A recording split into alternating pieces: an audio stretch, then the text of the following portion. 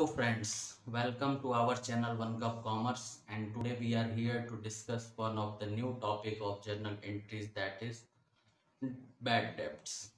In previous lecture we will discuss the topic discount, and in continuance of previous lecture today we will start the new topic of journal entries named bad debts. So are you ready?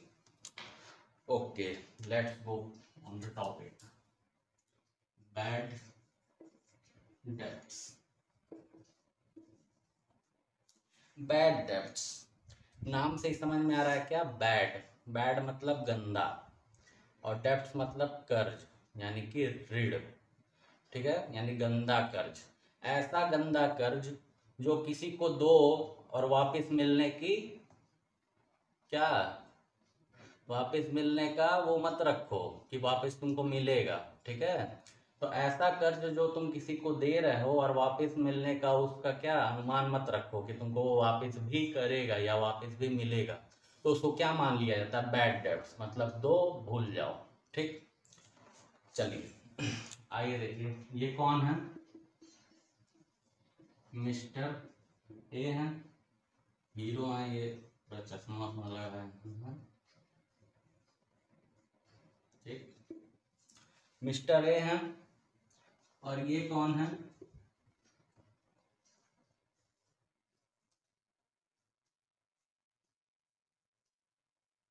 Miss Sonam. ठीक, ये mister A है और ये miss Sonam है। ठीक, अब ये बताइए, और मिस सोनम क्या है? इनकी गर्ल फ्रेंड। ठीक, मिस्टर ए की गर्लफ्रेंड है कौन? मिस सोनम। अब मिस सोनम को एक दिन क्या हुआ, बहुत जरूरत पड़ गई पैसों की। किसकी जरूरत पड़ गई? पैसों की जरूरत पड़ गई, और वो किसके पास चली गई? किसके दरवाजे पे चली गई? किसके दरवाजे पे? मिस्टर ए के दरवाजे पे। ठीक है, अब मिस्टर ए से सारी बात बताएं कि हमको पैसों की बहुत ज़रूरत है, हमको तुम अभी पैसा दे दो, हम तुमको बाद में क्या करेंगे, इन फ्यूचर उस पैसे को क्या रिटर्न कर देंगे तुमको, पूरा हाल बताएं। और मिस्टर ए क्या बोले? बस इस काम के लिए तुम हमारे दरवाजे चली आई। ठीक, तो मिस्टर ए क्या बोलेंगे कि बस इतना सा काम था, तुम हमारे दरवाजे पे चली आई, ये लो पैसा। पैसा क्या किए? ये पूरा बैग से बड़ा बंडल पूरा पैसों का क्या किए? मिस सोनम को पकड़ा दिए। मिस सोनम भी खुश हो गई और वहां से पैसा लेके क्या चली गई, धन्यवाद कह के। ठीक, उसके बाद से वक्त किसका आ गया? पैसा वापस लेने का। ठीक, मिस्टर ए अब पहुंचे कुछ समय बाद, जिस समय मिस सोनम बोली थी कि हम तुमको पैसा लौटा देंगे, उस समय मिस्टर ए फोन किए, हाँ सोनम कहाँ हो? हाँ, अरे तुम बोली थी पैसा लौटाने के लिए। तो बोले कि अरे अरे अभी कुछ दिन और रुक जाओ, अब ये व्यवस्था हो जाएगा तब हम तुमको क्या करेंगे, लौटा देंगे। अब मिस्टर ए भाई एकदम, अब गर्लफ्रेंड है तो अब थोड़ा इतना तो करेंगे ही ना।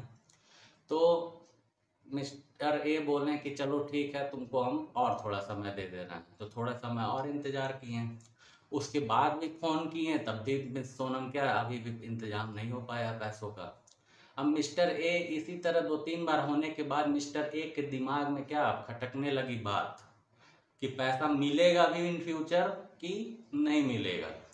तो अब मिस्टर ए क्या किए, एकदम दिल टूट गया बेचारे का। तो क्या करेंगे? कुछ नहीं करेंगे, जाकर रूम में रोएंगे, सर पटकेंगे, और क्या उसके अलावा कुछ कर सकते हैं? कर सकते हैं, क्या कर सकते हैं?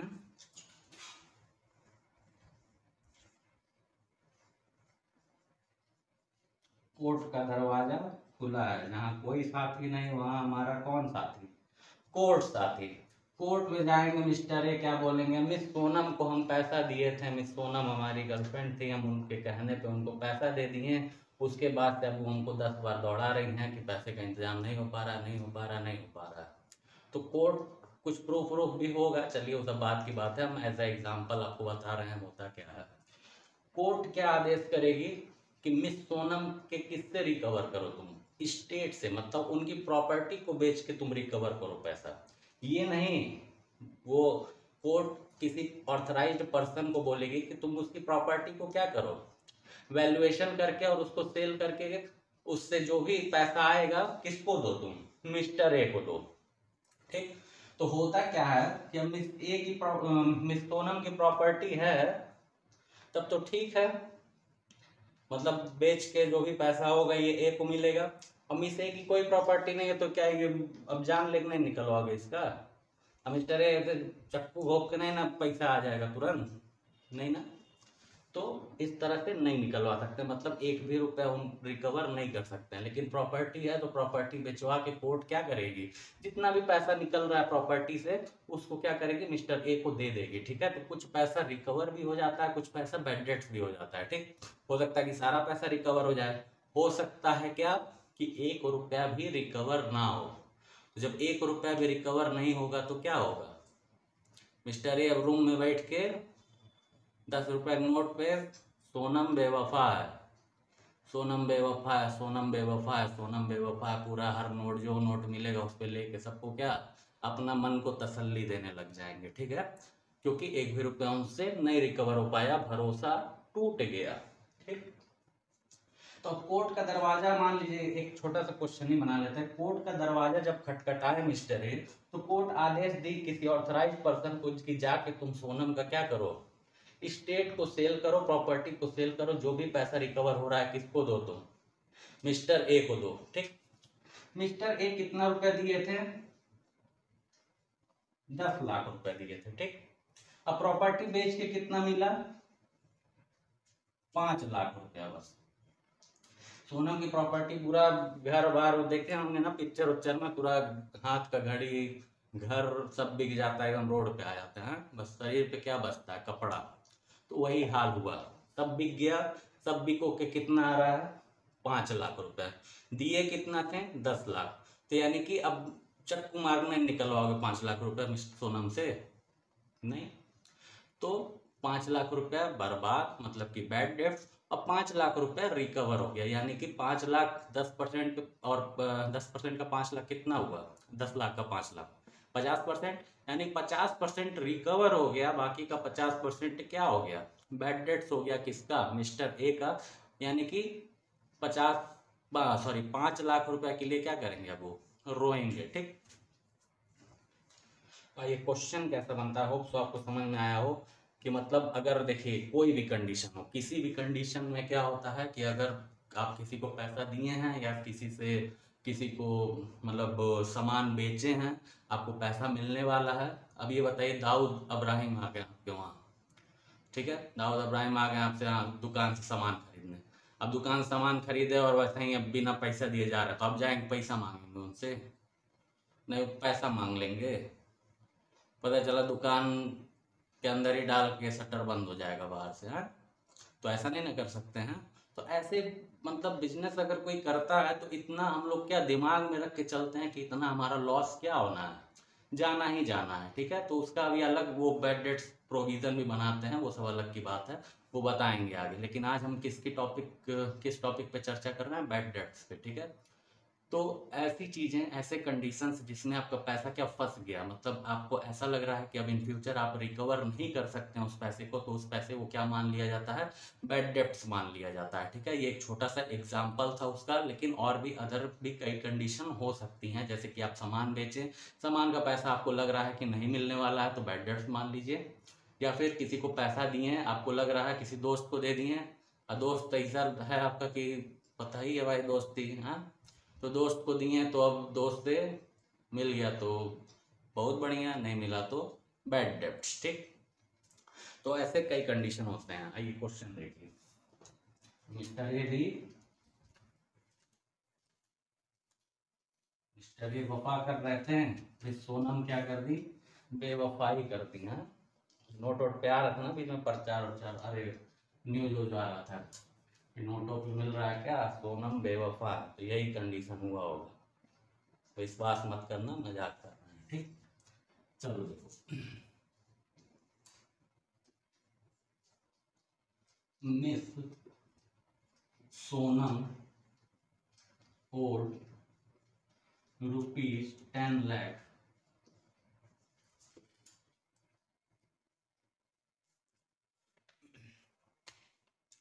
he and she declared insolvent.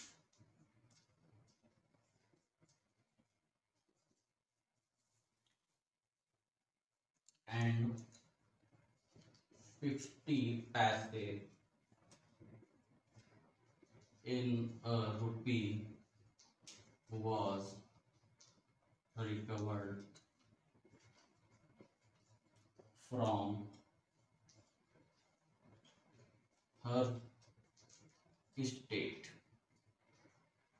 ठीक, मिस सोनम क्या निकल गई, बेवफा निकल गई, मतलब कि वो कितने रुपए 10 लाख रुपए ली थी और वो क्या हो गई, कोर्ट उनको क्या बोल दी कि ये अब बेकार है, मतलब इसके पास कुछ नहीं बचा है, सब इसका प्रॉपर्टी क्या हो गया, बिक गया, कितना बस रिकवर हो पाया 50 पैसे इन अ रुपी। अब ये बताइए 1 रुपए में कितना पैसा होता है, 100 पैसा, 100 पैसे होता है ना 1 रुपए में, तो अब 100 पैसे में से 50 पैसा, तो हम इसको 100% में से 50% नहीं बोल सकते हैं, बोल सकते हैं 1 रुपए में 100 पैसा और 100 पैसे में से 50%, क्योंकि लिखा हुआ 50 पैसे इन अ रुपी, तो 1 रुपए में 100 पैसा और 100 पैसे में से कितना 50 पैसा रिकवर हो रहा है, तो हम ये भी तो बोल सकते हैं कि 100% में से 50% रिकवर हो रहा है, बस बात खत्म यहाँ पे। तो इसमें कोई दिक्कत वाली बात नहीं है। ठीक, आइए, मिस सोनम कितना ली थी, 10 लाख ली थी और वो क्या हो गई, कोर्ट उनको डिक्लेयर कर दी क्या, इंसॉल्वेंट। इंसॉल्वेंट मतलब दिवालिया। ठीक, मतलब कि इसके पास अब कुछ भी देने लायक नहीं है, पैसा देने लायक नहीं है। ठीक, और 50 पैसे इन a rupee, 50 paisa in a rupee was recovered from his state, मतलब घर बार सब बिका है तो कितना रुपया, बस 50% ही बस रिकवर हो पाया, बाकी का पैसा लॉस। ठीक, आइए सॉल्यूशन। 50 पैसे, तो अब ये बताइए 10 लाख का इंटू 50 डिवाइड बाई 100, तो 2 जीरो से 2 जीरो कैंसिल और 10,000 गुणे 50 यानी कि कितना 5 लाख। हाँ ठीक, 5 लाख रुपया मिला है। अब ये बताइए मिला है, क्या मिला है, रुपया मिला है, पैसा, उसके प्रॉपर्टी बेच के क्या मिलेगा, पैसा ही तो मिलेगा। तो पैसा आया है, मिलेगा तो यानी आएगा आपके पास, और पैसा किस अकाउंट का पार्ट है, रियल अकाउंट का। रियल अकाउंट बोलता है कि जो भी आ रहा है डेबिट करो, जो भी जा रहा है क्रेडिट करो। तो पैसा इस केस में आ रहा है तो क्या करोगे, डेबिट करोगे। तो क्या कर दें यहाँ पे, क्या लिख दें, कैश अकाउंट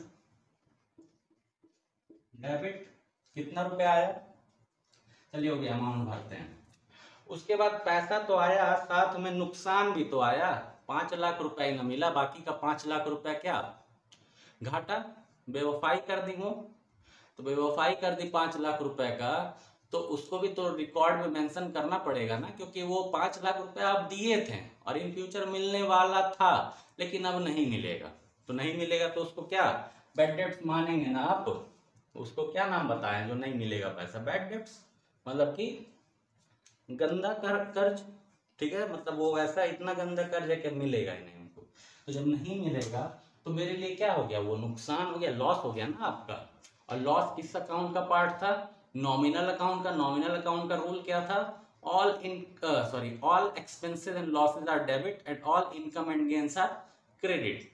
ठीक, तो ये बैड डेट्स क्या है, आपका लॉस है, क्योंकि अब वो पैसा दिए थे आप, अब रिकवर नहीं हुआ तो घाटा हो गया। तो घाटा को नॉमिनल अकाउंट क्या बोल रहा है कि डेबिट करो, all expenses and losses are debit. तो यानी बैड डेट्स को भी क्या करेंगे, बैड डेट्स अकाउंट को डेबिट कर देंगे। ठीक, तो बैड डेट अकाउंट डेबिट। ठीक, और ये दोनों दिया कौन, पैसा कौन दिया और घाटा कौन दिया, कुछ पैसा दी कौन मिस सोनम और कुछ पैसों की बेवफाई दे दी, मतलब घाटा दे दी है। तो दोनों दी है ना, वो कौन है, गीवर है, वो दे रहे हैं तो हम ले रहे हैं। हाँ, मतलब घाटा और पैसा, तो घाटा और पैसा दी है, घाटा और पैसा दे रही हैं तो हम ले रहे हैं, मतलब वो गीवर हैं, दे रही हैं। ठीक, पैसा और घाटा। तो ये बताइए कि मिस सोनम किस अकाउंट का पार्ट है, पर्सनल अकाउंट का नाम है मिस सोनम। ठीक है, पर्सनल अकाउंट में आएंगी, और पर्सनल अकाउंट का रूल क्या होता है, डेबिट द रिसीवर और क्रेडिट द गिवर, यही तो होता है। तो क्रेडिट द गिवर, क्योंकि मिस सोनम दे रही हैं पैसा और घाटा दोनों, तो गिवर को क्या करो, क्रेडिट करो। ये कौन कह रहा है, हम नहीं कह रहे हैं।